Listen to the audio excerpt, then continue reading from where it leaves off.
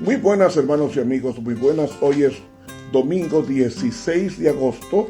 Entramos a la lección número 8, ministrar como Jesús.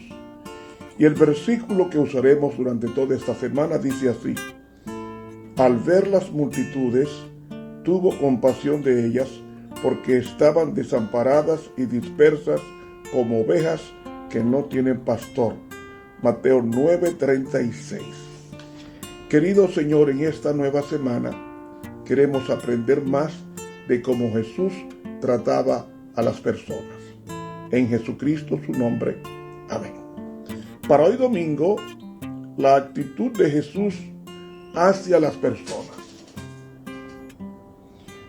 Dios es un Dios de amor. Él, como he dicho otras veces, no tiene amor. Él es amor. Nunca habrá un momento cuando Dios deje de amar. Si Dios dejara de amar, dejaría de existir. Y si deja de existir, entonces no es Dios. Porque para que sea Dios, no debe tener ni principio ni fin.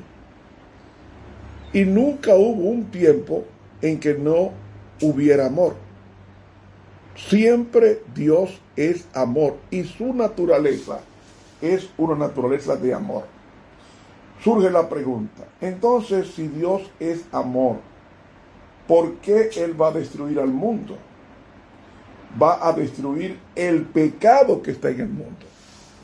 Pero como dice la pluma inspirada, si el ser humano se adhiere al pecado, sufrirá las consecuencias de su adherencia, de haberse entremezclado con el pecado. Lo que más odia a Dios es el pecado, no al hombre malo. Dios ama al hombre malo, ama al criminal, ama al adúltero, ama a la prostituta, ama al homosexual exactamente igual como ama al cristiano. La diferencia está en que uno es dirigido por Dios y el otro no. Uno obedece la voz de Dios y la otra persona no. Pero Dios ama a todo el mundo igual, porque de tal manera amó Dios al mundo.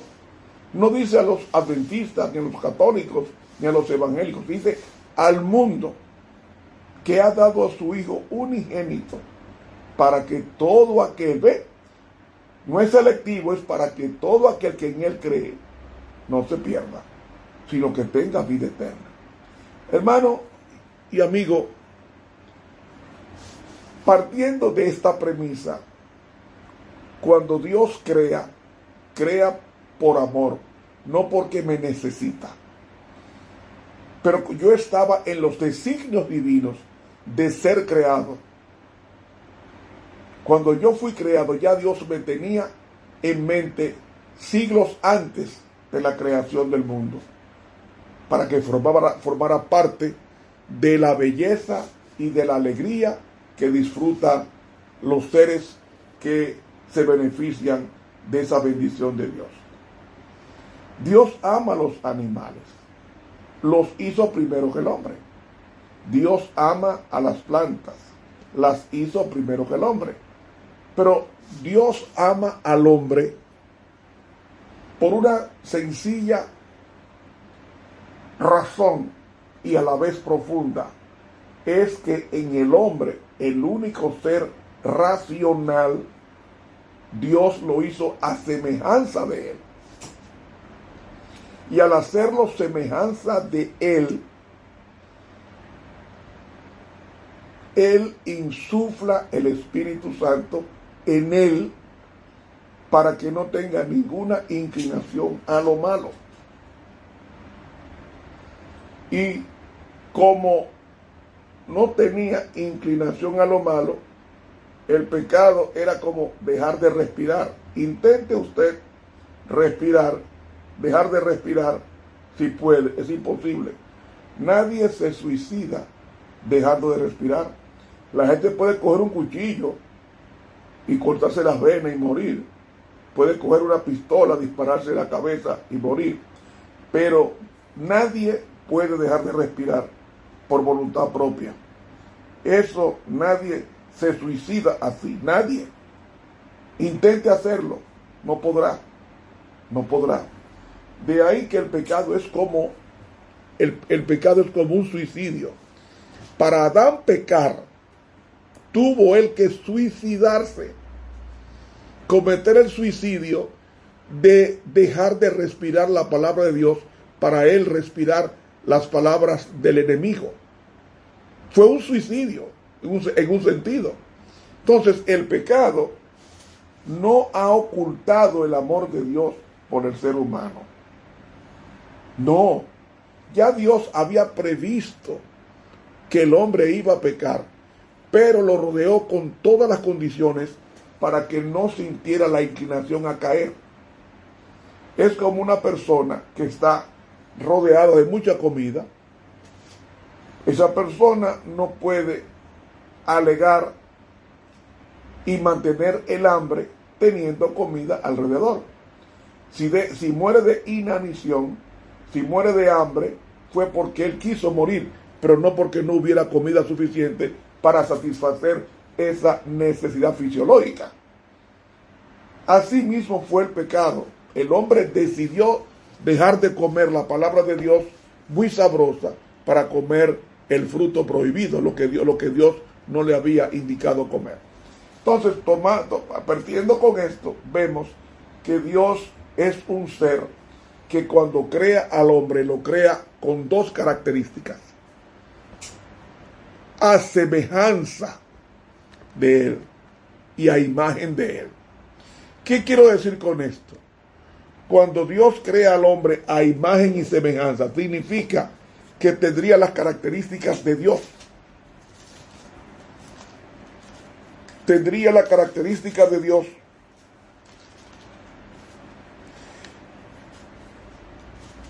El hombre fue creado bueno, no en el sentido de que fuera perfecto, sino porque tenía todo para llegar a serlo. El hombre era la excelencia en el punto de partida, no en su término. Ya sea santo de manera virtual, no, él era santo de manera virtual, no de manera actual. Fue creado puro, inocente, pero no perfectamente santo. El hombre fue creado libre y de transformar su inocencia en santidad deseada. Su libertad virtual en libertad real, determinada por un acto decisivo. Moralmente inacabado, estaba llamado a completarse a sí mismo por el bien de su libre elección. Y la perfección moral es el fausto de la libertad. Fue creado puro, pero no perfectamente santo, porque la santidad se alcanza en el ejercicio de aceptar la voluntad de Dios, y la inocencia sin libertad no tiene ningún valor moral. Así fue hecho el hombre, y el perfeccionamiento iba a mostrarse en el desarrollo de esa santidad imputada en la creación. Dios hizo al hombre, como dice la pluma inspirada en el libro La Segunda Venida y el Cielo, la página 36, dice: al principio el hombre fue creado a la semejanza de Dios, no solo en carácter, sino también en lo que se refiere a la forma y la fisonomía. Ve, el hombre es lo que más se aproxima a Dios en parecido. Pero el hombre abusó de la misericordia de Dios. El pecado oscureció el planeta y Cristo tuvo que venir como luz del mundo, como sal de la tierra, para redimir, para rescatar al hombre de su condición abyecta por el pecado. Entonces, Cristo dijo en una ocasión: yo soy la luz del mundo, el que me sigue no andará en tinieblas, sino que tendrá la lumbre de la vida. Cristo es la luz. Y el profeta Isaías lo profetizó en Isaías 60, cuando escribió lo siguiente. Isaías 60 y el versículo 1. Levántate, resplandece, que ha venido tu luz y la gloria de Jehová ha nacido sobre ti. Versículo 2. Porque aquí que tinieblas espirituales cubrirán la tierra y oscuridad las naciones, mas sobre ti nacerá Jehová y sobre ti será vista su gloria. ¿Ve? Y andarán las naciones a tu luz y los reyes al resplandor de tu nacimiento. Dios es luz. Su vestimenta es luz, según el Salmo 104. Entonces Dios quiere que seamos como la luna, no como el sol. Nunca seremos soles, seremos luna. ¿En qué sentido? La luna irradia, ilumina, transmite la luz prestada o derivada del sol. Como la luz de la luna es derivada del sol, Dios quiere que seamos ese tipo de luz, porque la luz, nadie puede brillar con luz propia, nadie. Cristo es la luz del mundo. El que tiene al Hijo tiene la luz y tiene la vida. Tiene la vida. Y como tiene la vida, no andará en tinieblas. ¿Saben, mis hermanos? Cristo enciende el planeta que estaba apagado por 4,000 años de pecado. Y los únicos puntos brillantes que había eran los fieles de generación en generación, llamados patriarcas, profetas. Patriarcas y profetas. Cuando Jesús viene, Él con su presencia y con su mensaje ilumina al mundo entero. Pero su mensaje, aunque era un mensaje mundial, no podía predicarse solamente en Judea. Por eso le dijo a su pueblo: no salgan de Jerusalén, porque van a ser investidos de luz. Y me seréis testigos en Jerusalén, en Judea, en Samaria y hasta lo último de la tierra. Entonces, Cristo dijo, con relación a su iglesia, Él dijo: vosotros sois la luz del mundo. Amigo,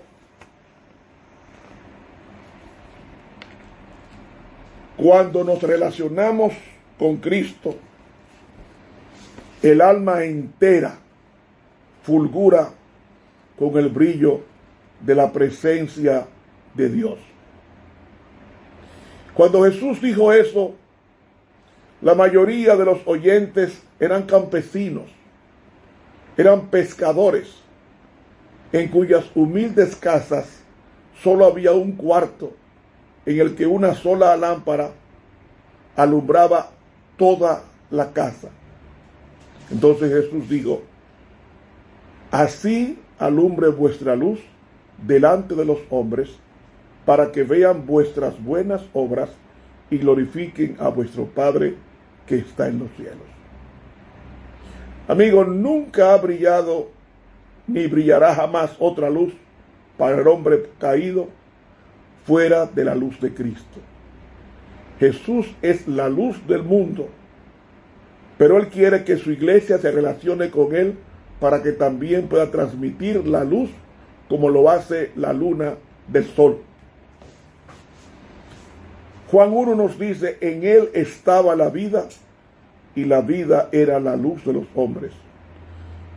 Y la humanidad por sí misma no tiene luz. Sin Cristo somos un cirio que todavía no se ha encendido, como la luna cuando su cara no mira hacia el sol.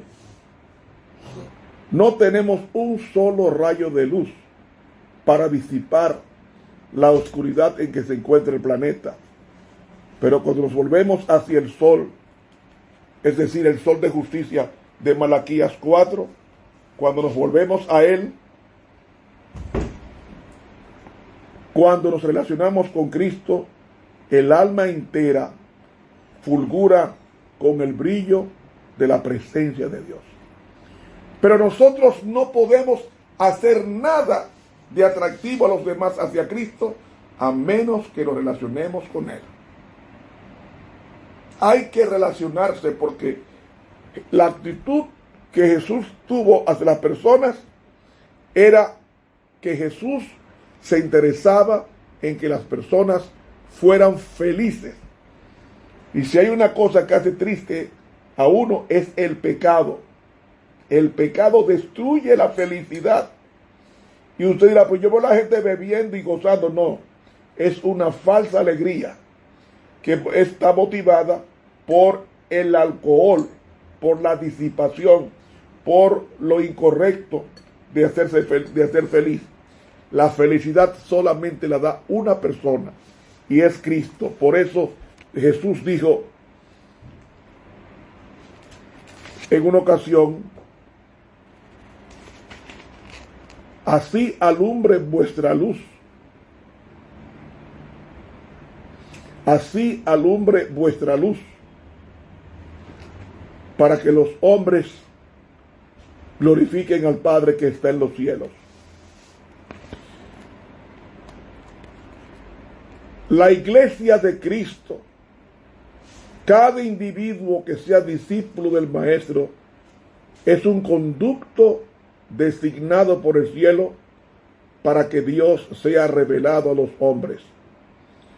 Los ángeles están listos para comunicar por nuestro intermedio la luz del cielo a las almas que están pereciendo en la oscuridad. Y esa negligencia de comunicar a los demás la luz del Evangelio mediante las buenas obras, como dice Jesús, así alumbre vuestra luz delante de los hombres, para que vean vuestras buenas obras y glorifiquen a vuestro Padre que está en los cielos. En la medida de su negligencia, priva al mundo de la prometida luz del cielo. Porque si Cristo mora en el corazón tuyo y en el corazón mío, es imposible ocultar la luz de su presencia. Y si nosotros profesamos ser cristianos y no revelamos a Cristo como la luz del mundo mediante los hechos, entonces es porque hemos perdido el poder vital. Si no tenemos luz para difundir, es una evidencia elocuente de que no tenemos relación con la fuente de luz que es Cristo. De ahí que es relevante, importante, que nosotros estemos con Cristo en el monte de la transfiguración. Porque abajo, en la llanura, hay almas esclavas por el pecado que necesitan ser liberadas mediante la luz del Evangelio que tú y yo profesamos tener. Y no solamente debemos contemplar la gloria de Cristo, sino también hablar de su excelencia. ¿Cómo usted puede hablar de un Cristo que no tiene? Jesús quiere que seamos la luz de este mundo. Y el mundo nos observa para ver qué hacemos con la luz. Y si la luz no atrae a otros, o no alumbra a otros, o no enciende a otros, nos evidencia de que somos agentes apagados o con poca luz. Así alumbre vuestra luz, dijo Jesús. Así alumbre vuestra luz. ¿Para qué? Para que vean vuestras buenas obras y glorifiquen a vuestro Padre que está en los cielos. Todo lo bueno de Dios, Él lo quiere comunicar a su iglesia. Y mediante su iglesia, que es el vehículo escogido para transmitir esa luz, pueda la iglesia alcanzar al mundo. Porque la iglesia solamente existe para trabajar y ganar almas y detenerse solamente para bautizar. Pero no solamente Dios quiere que seamos la luz del mundo. Él dijo, vosotros sois la sal de la tierra. ¿Por qué Jesús dijo eso?